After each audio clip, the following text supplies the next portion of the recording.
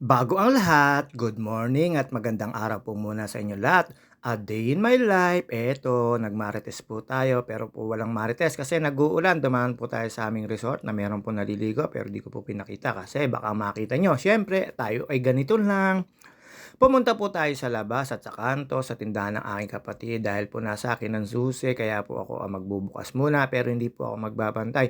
Sa tamad kong ito, pagbabantayin mo ko, sana all. At ayan, meron pa pong bagyo alam ko pero siyempre katitila lang po, ganyan po yung sistema ng weather dito sa amin sa Calamba City at yan nadaanan ko yan, mamaya bibili ako diyan, siyempre almusal.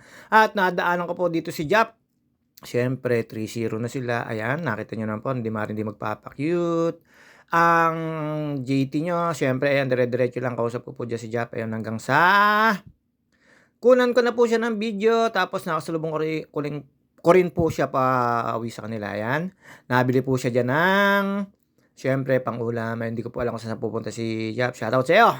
Ayan, nag-usap kami, 3-0 na pala sila. Ewan ko baka sila na ang mag-champion category, ang lalakas niyan. At siyempre eto dire-diretso lang po tayo palabas at nakita ko po diyan si Kuya Wency at si Pabile, anak ni Kuya Wency at ni Ate Itang at saka dumaan po tayo diyan dun sa may anak na huli pero di kulong. Ingat at madulas ang kalsada. See you on 9 AM. Nanay na may anak na huli pero di kulong, shoutout sa'yo. At ito, syempre, dire-diretso lang po tayo.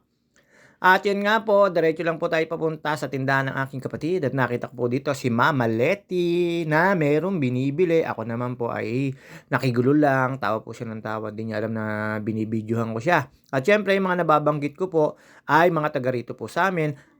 At excuse me po, hindi po ako tatakbo ng konsyahal at malabo po sa karakter ko yon. Tatakbo po ako ng magko-commute or magbabas, yun po ang puwede, pero hindi po ako tatakbo o maglalakad. Magko-commute po, ayan si Kuya po. Joke lang po yon, 'di niyo maintindihan 'no, ang pangit nung sinabi ko, walang makaka-relate. Hindi po ako tatakbo sa politika, pero tatakbo ako sa jogging, lalo sa SPC, ayan si Mama Letty. At yun nga po, ayan, klaro na po yung naintindihan niyo. At dito po siyempre marites-marites lang po tayo at yun nga, ang mga kamarites natin ay wala pa kasi para silang asin, natutunaw 'pag naulan, ayun. 'Pag naulanan pala at ayan dire-diretso lang po tayo, daan po tayo dito at kay Cirilio Ilo Hernandez, shoutout sa family mo. Ilang araw na kita hindi nakikita na walang tinda, tsaka po dun sa mga ka-jogging ko ay magto 2 weeks na po talaga na panay ang ulan, 'di makapag-walking. At ayan, binuksan ko na po ang tindahan ng aking kapatid, ang daming alangan naman 'di niyo pa alam 'yan, 'di joke lang po, ang dami pong bigas ng ate ko. At, puwede na ho kayong bumili, bukas na at nandiyan na ate ko. Siyempre hindi tayo maaaring hindi magpapa-cute at hindi magpapakita diyan.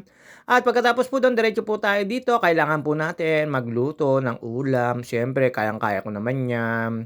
Gasino na yung iluto mo, iprito at tsaka po i-adobo. Siyempre kahit papaano lagyan mo lang ng suka, ng paminta at tsaka toyo. Okey na 'yun. At ayan, nakita ko po yung ano namin at siyempre, dito po at, pagbalik ko po diyan bitbit ko 'yan. Tapos eto nagmarites po ulit tayo. Siyempre nalimutan kong bumili ng bread at ayun nga po nasinggahan ko, pumunta na po at baka ako'y maubusan. Tinapay, cheese pandesal, malunggay pandesal, ayan po yung sikat na resort po dito sa'min pero libre lang po 'yan at siyempre eto naman po tayo ang JT sa Kalam. Mag-aalmusal po tayo sa lahat po ng mga ka-engage natin, tawag dito, ka-SCC, ka-follow, kape po tayo sa umagang kay ganda, ayan. Eto na po tayo, akala mo ang daming bibilhin pero 2 piraso lang naman, siyempre pang solo lang. Ikaw ba naman maging single, walang ka-sidecar, ayun hindi niyo rin po maintindihan. Pero siyempre shoutout nga pala po sa mga nanonood sa'kin at, sa mga nasa ibang bansa at na napapasaya ko, shoutout po sa inyo sa Luzon, Visayas, Mindanao, Aklan, Negros, Cagayan, lahat po ng nagko-comment sa'kin, shoutout po sa inyo, maraming salamat at yung nag-star sender po, salamat po. At siyempre eto, hindi na po magtatagal ang video natin hangga't dito na lang po. Ayan, nakita niyo naman po si Ate Iska. Babus mga ka-JT, see you on my next video. Sa mga hindi ko po na-shoutout, pasensya na po. Aba, nagpa-cute pa rin, babus.